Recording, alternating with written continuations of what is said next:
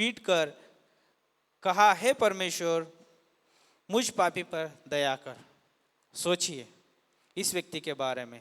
यह आपने अपने बारे में नहीं सोच रहा है, लेकिन ये परमेश्वर के बारे में सोच रहा है। उसे पता है कि मैं पापी हूँ, मेरे हाथ से गुनाह हो गए, या हो सकता है उस समय उसके पास बहुत सारी ऐसी कमजोरियां हो सकती है, लेकिन वो अपनी कमजोरियों को परमेश्वर के सम्मुख रखता है। और 14 पंक्ति में जो है, यीशु मसीह ने उत्तर दिया, कहा कि वह दूसरा नहीं परंतु ये मनुष्य धर्मी ठहराया जाकर अपने घर गया, क्योंकि जो कोई अपने आप को बड़ा बनाएगा वह छोटा किया जाएगा, और जो अपने आप को छोटा बनाएगा वह बड़ा किया जाएगा। समझ रहे इस वचन को?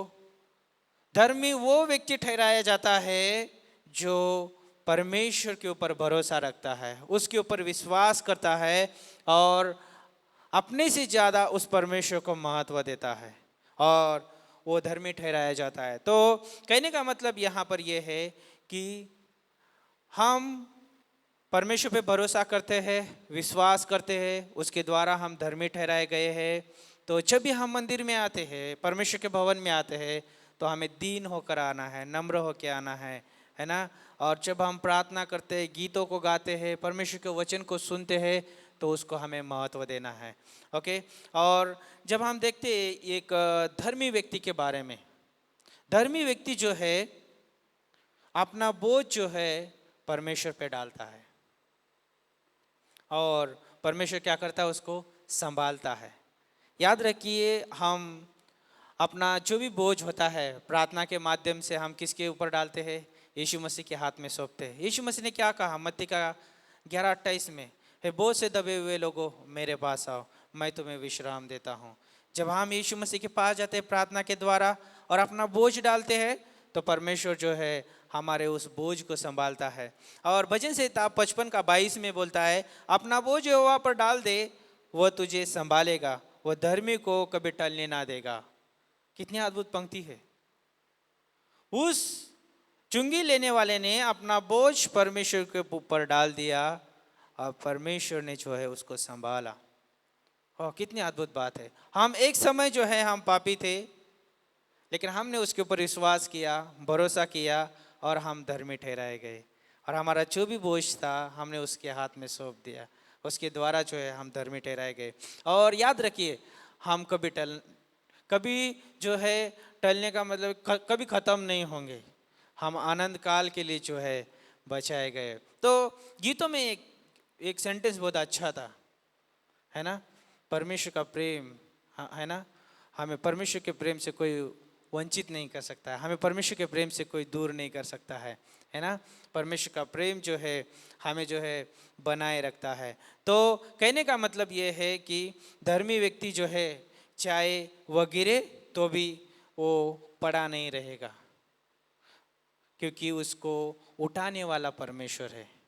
भजन संहिता 37:24 में कहता है कि चाहे वह गिरे तो भी वह पड़ा ना रह जाएगा, क्योंकि यहोवा उसका हाथ थामेगा।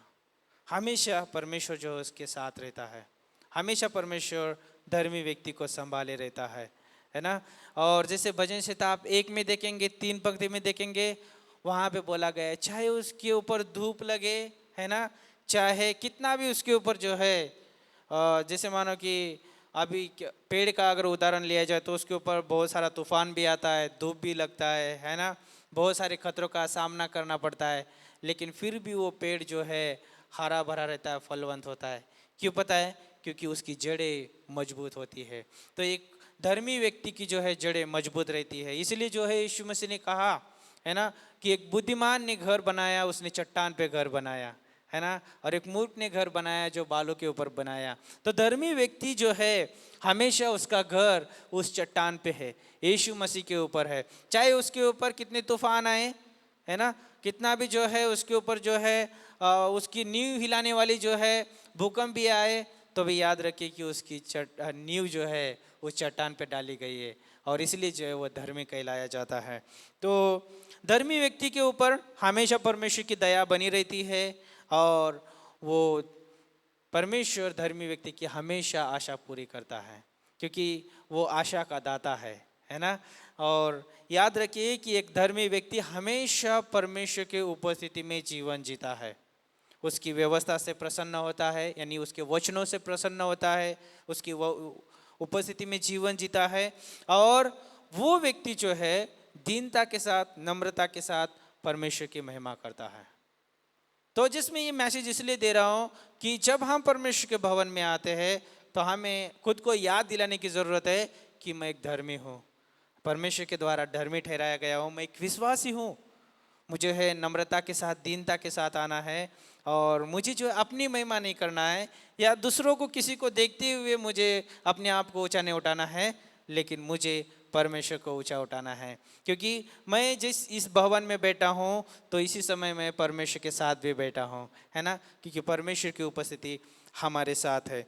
तो याद रखिए कि जो धर्मी व्यक्ति होता है हमेशा परमेश्वर पे भरोसा रखता है और परमेश्वर की अगुवाई में चलता है ना। और भजन संहिता उसका 37 उसका 5 में बोलता है, अपने मार्ग की चिंता यहोवा पर छोड़ और उस पर भरोसा रख, वो पूरा करेगा। क्या करता है? धर्मी व्यक्ति जो है अपने मार्ग की चिंता जो है किसके ऊपर छोड़ता है? यहोवा के ऊपर छोड़ता है, और वो उसके ऊपर भरोसा करता है। इसलिए जो है नए नियम में भी पतरस बहुत अच्छी रीति से कहता है ना, अपनी सारी चिंता परमेश्वर पे डाल दो क्योंकि वो अपना तुम्हारा ध्यान रखता है।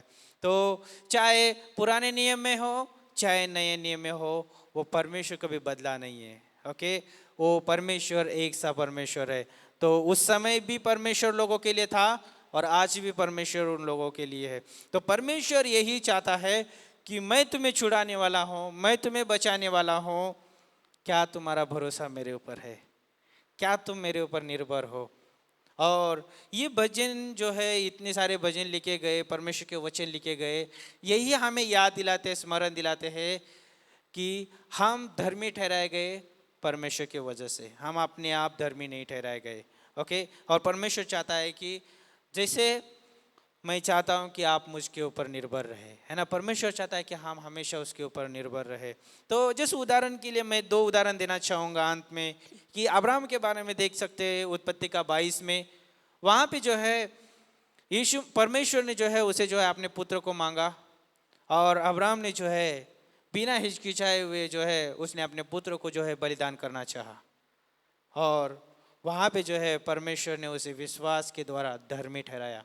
तो यहाँ पर जो है एक बात मुझे बहुत अच्छी लगी कि 22 का 7 में जो है इसहाक ने जो है प्रश्न किया, है ना, कि होम बलि, है ना, करने के लिए भेड़ कहाँ है। लेकिन आप 8 में देखेंगे अब्राहम का उत्तर इस रीति से था, परमेश्वर होम की भेड़ का उपाय करेगा, होम बलि की भेड़ का उपाय करेगा। कौन करेगा? परमेश्वर, यहोवा उपाय करेगा। तो जब हम परमेश्वर के ऊपर भरोसा रखते हैं, हम उसके ऊपर निर्भर रहते हैं, तो हम परिणामों को देखते नहीं है, परिणाम हम परमेश्वर के ऊपर छोड़ते हैं। और जब हम परिणाम परमेश्वर के ऊपर छोड़ते हैं, परमेश्वर बुरा परिणाम कभी लेके नहीं आता, क्योंकि परमेश्वर मनुष्य के प्रति भलाई करता है और भलाई करने वाला परमेश्वर है। और परमेश्वर ने उसके पुत्र को नहीं लिया, लेकिन उसने एक चित्रित किया कि मुझे तेरा पुत्र नहीं चाहिए, लेकिन मेरा पुत्र जो है आप सभी मनुष्य के लिए जो है क्या करेगा? वो बलि ठहरेगा, वो अर्पण ठहरेगा, जो सारे मनुष्य जाति के लिए होगा, और जो कोई उसके ऊपर विश्वास करेगा वो धर्मी ठहराया जाएगा, है ना। अब्राहम ने जो है उसी समय विश्वास किया कि वो परमेश्वर जो है धर्मी ठहराने वाला है, और वो विश्वास के द्वारा धर्मी ठहराया गया। और याद रखिए कि जैसे कि उत्पत्ति का 22:14 में बोला कि यहोवा यिरे नाम रखा गया उस स्थान का, और वो यहोवा यिरे सिर्फ उस समय के लिए नहीं था, वो उपाय करने वाला परमेश्वर सिर्फ उस समय के लिए नहीं था, वो हमेशा के लिए है, था, है और रहेगा। ओके, यहोवा यिरे उसका नाम, उस स्थान का नाम रखा गया, क्योंकि स्वयं परमेश्वर उपाय करेगा। क्या आज परमेश्वर उपाय करता है हमारे जीवन के लिए? यस, उपाय करता है। वो उस समय भी उपाय करता था, आज भी उपाय कर रहा है और करता रहेगा। ओके, तो हमें याद रखना जरूरी है, हम जो है परमेश्वर के द्वारा धर्मी ठहराए गए हैं, हम उसके लोग हैं, हमें उसके ऊपर निर्भर रहना है। परिणाम का जो है इंतजार नहीं करना, परिणाम परमेश्वर के हाथ में है और वो हमारे लिए खूबसूरत है, सुंदर है है ना।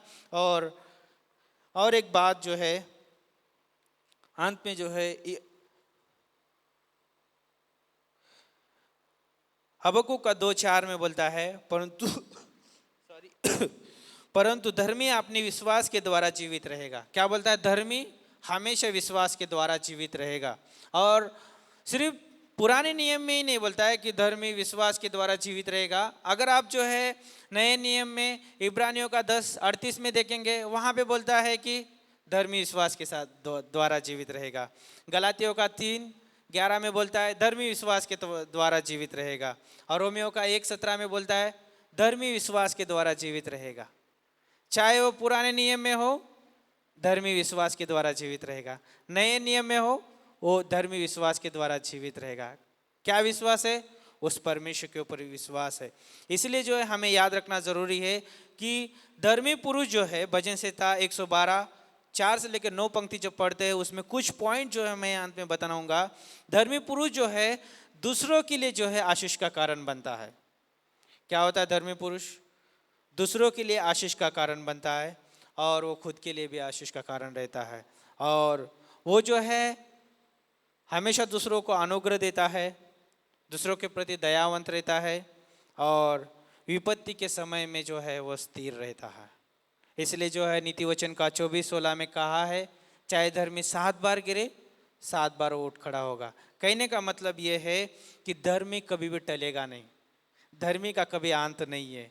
ओके, वो हमेशा जीवित रहेगा। और ये हमारे लिए जो है बहुत बड़ी बात है। हमारे पास आशा है उस परमेश्वर की, जिस परमेश्वर ने हमें बचाया है। हम हमेशा जो है जीवित रहेंगे।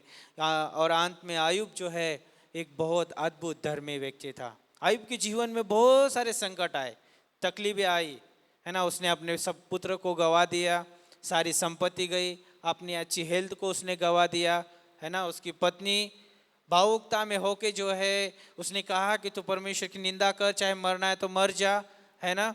और उसने जो है वो उसने भी हार मान लिया। लेकिन आयुब था जो उसका भरोसा परमेश्वर पे था, क्योंकि वो परमेश्वर के द्वारा धर्मी ठहराया गया था, है ना। इसलिए परमेश्वर उसकी बड़ाई करता है, इसलिए परमेश्वर उसके ऊपर गर्व करता है कि आयुब के जैसा कोई मनुष्य नहीं है ना। सीधा भय रखने वाला, है ना। और जैसे परमेश्वर चाहता है वैसे जीने वाला कोई व्यक्ति नहीं। परमेश्वर जो है शैतान के सामने जो उसकी तारीफ करता है। याद रखिए कि हम विश्वासी है। हमारे जीवन में तकलीफें आएगी, समस्या आएगी, बीमारी आएगी, है ना। हमें बहुत सारी चीज़ों का सामना करना पड़ेगा। लेकिन याद रखिए कि आयुब का परमेश्वर हमारे साथ है ना।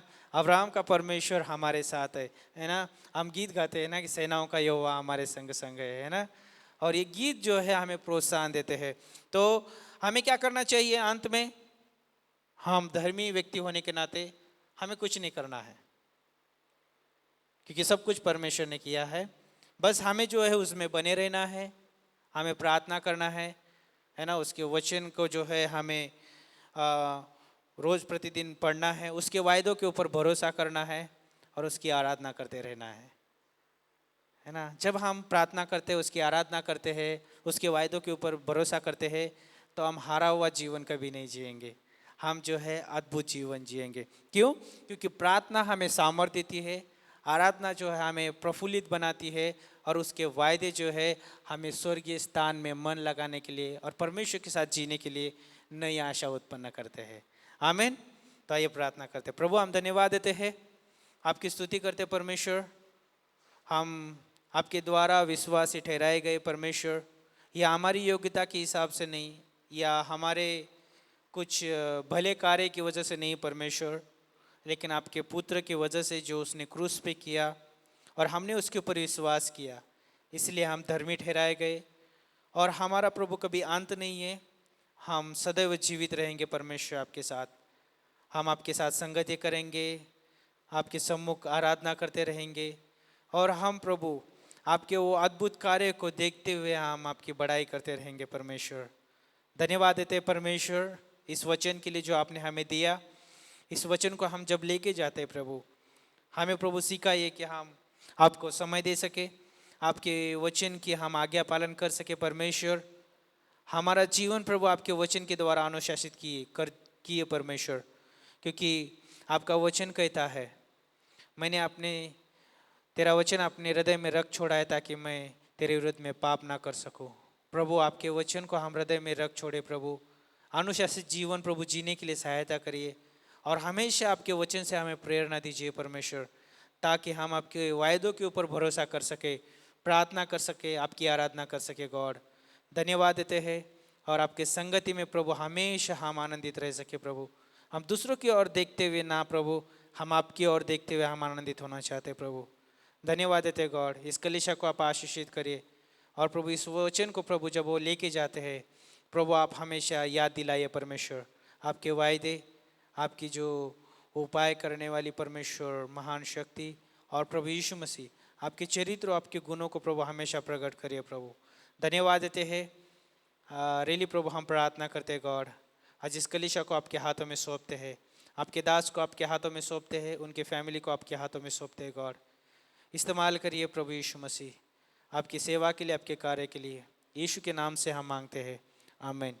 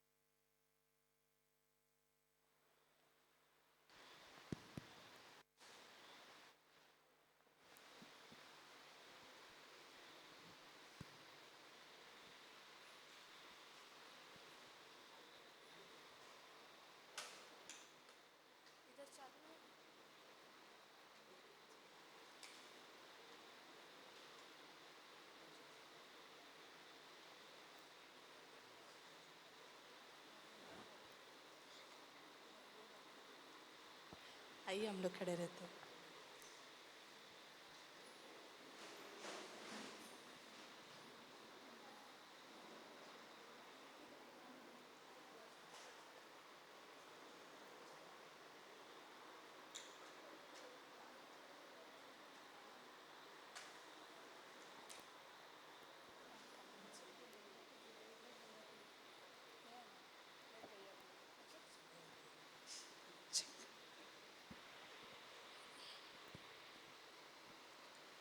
उठाते हैं तेरा नाम, करी स्तुति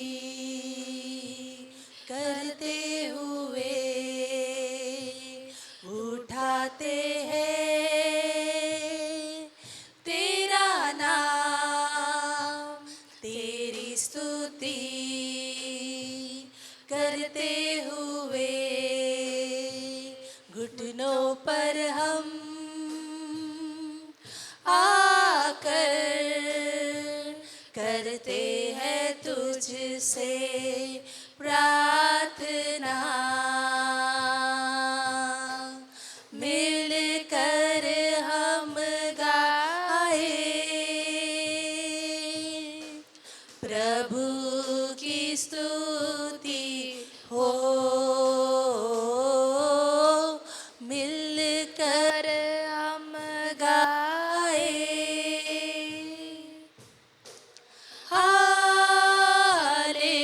hallelujah, hallelujah,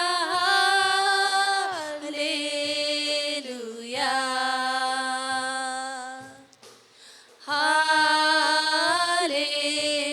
hallelujah, hallelujah, hallelujah.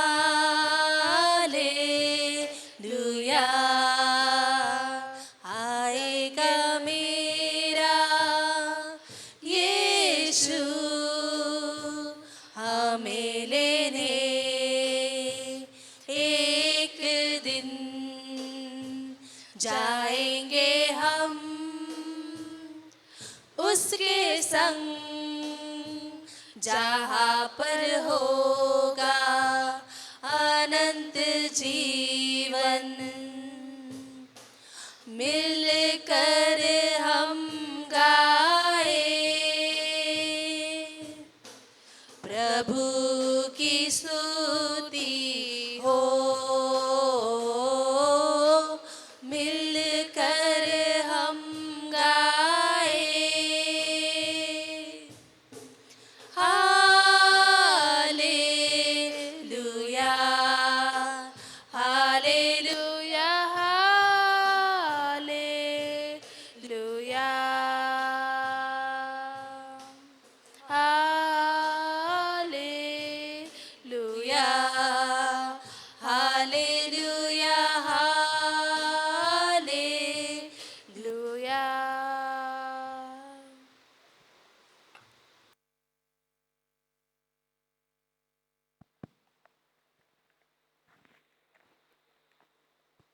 Hello check.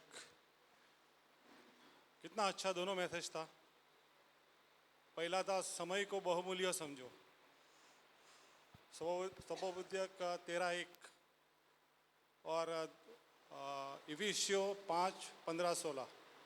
हम कैसी चाल चलते हैं, निर्बुद्धि के समान नहीं बुद्धिमान के समान चलो, क्योंकि शैतान बहुत चालाक है चुराने के लिए। और दूसरा मैसेज था धर्मी। धर्मी कौन है? जो यीशु मसीह को जानता है, जो हम अपने पापों को स्वीकार करता है। तो आइए प्रार्थना करेंगे। धन्यवाद परमेश्वर पिता प्रभु यीशु, सब चीज़ के लिए धन्यवाद मांगते। हमारी इस छोटी सी कलीसिया के लिए धन्यवाद मांगते। इस चर्च में जो लोग हमें दिए संगति करने के लिए, आराधना स्तुति करने के लिए, उसके लिए धन्यवाद मांगते। हमारे चर्च के पास्टर और उनके परिवार के लिए धन्यवाद मांगते, क्योंकि हमें आत्मिकता में आगे बढ़ाते हैं, वचन में आगे बढ़ाते हैं, हमारे लिए प्रार्थना करते हैं। प्रभु यीशु समय को बहुमूल्य समझने के लिए हमें मदद करते हैं। प्रभु यीशु इसके लिए धन्यवाद मांगते हैं। प्रभु यीशु पूरे हफ्ता तक सबको संभालना, जैसे संभाल के लेके आए यहाँ पर, वैसे संभाल के लेके जाना। सभी की जो तकलीफ़ है वो आपको पता है प्रभु यीशु, आप जानते हो प्रभु। सभी को आपके हाथों में रखते हैं प्रभु यीशु क्रिस्त के नाम से मांगते हैं, आमीन।